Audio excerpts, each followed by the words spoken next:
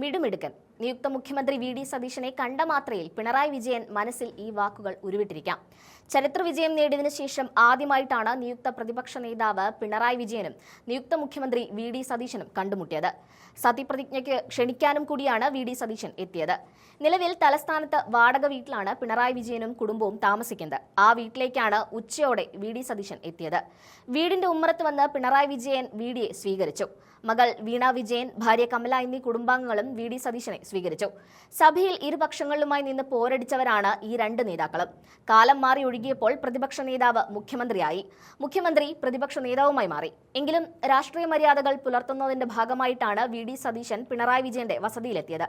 നേരത്തെ 2 തവണ മുഖ്യമന്ത്രിയായപ്പോഴും പിണറായി വിജയൻ അതത് കാലത്തെ പ്രതിപക്ഷ നേതാക്കളെ അവരുടെ വസതിയിലെത്തി കാണുകയും സത്യപ്രതിജ്ഞയ്ക്ക് ക്ഷണിക്കുകയും ചെയ്തിട്ടുണ്ട്.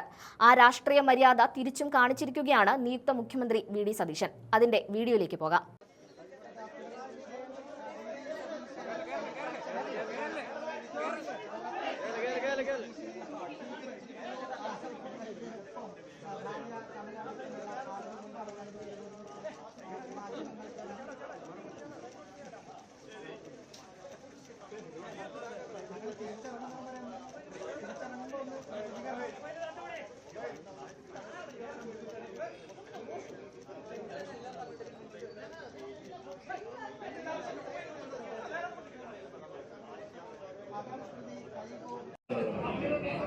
നമ്മൾ കുറച്ച് കൺട്രോൾ ചെയ്യണം.